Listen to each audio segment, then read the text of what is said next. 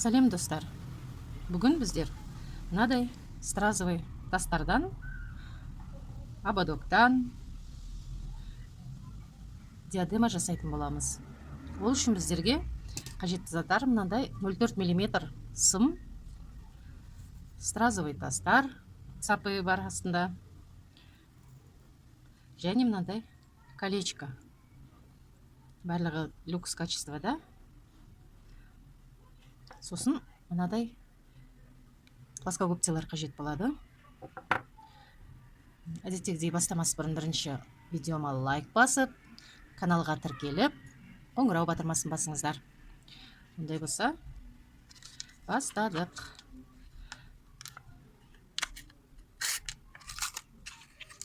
Сымымыздан 1 метрдей аламыз.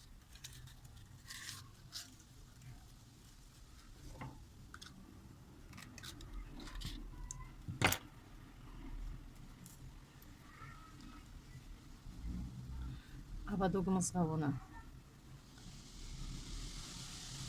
орап аламыз.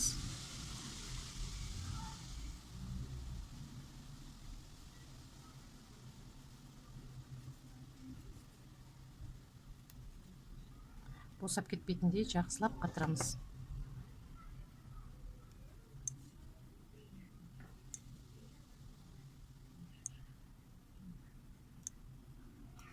Артығын кесіп алып тастаймыз.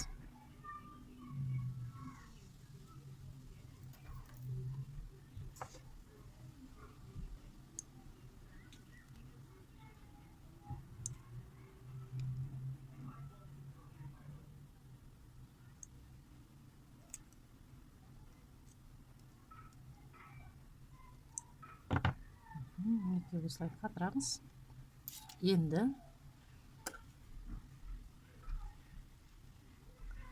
стразамыздың артқы жағында, темірінде, сапасында 4 жағында тесігі болады. Сол тесіктен былай өткізіп алып, мінекей достар, орап болдық. Тасымыздың барлығын ободогымызға қыстырып орап болдық.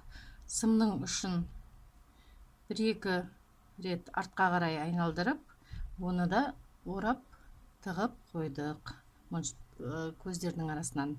Ендігі жерде біздер мынандай моншақтарымызға,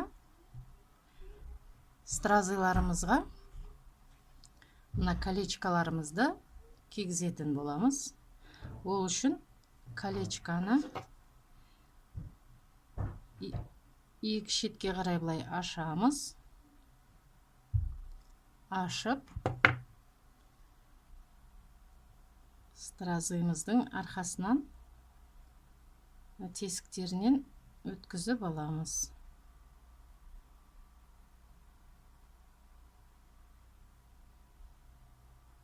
Міне, бұлай өткізіп аламыз.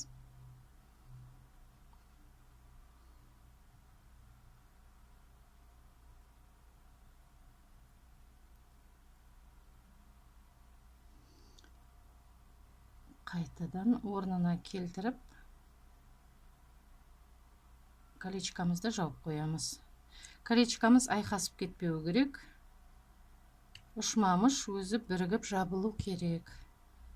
Айқасып кетсе, жетпей қалса, стразиктарымыз арасынан түсіп қалып, колечко ашылып кетеді.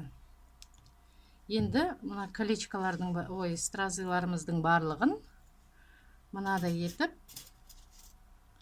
біріне бірін тағып өткізіп шығамыз. Мінекей достар, барлығын колечкаларымызға қадап шықтық, қыстырып, бір-біріне жалғап. Енді дәл осы көріністе мына ободогымызға тағатын боламыз.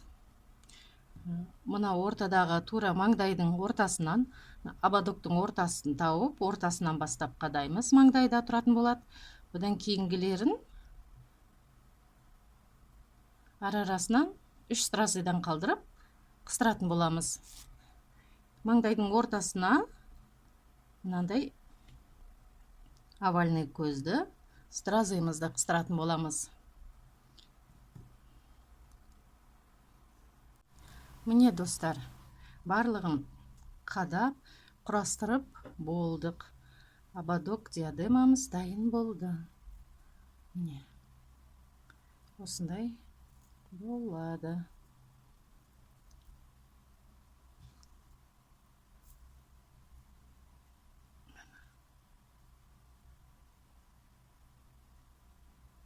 Істеріңізге сәттілік.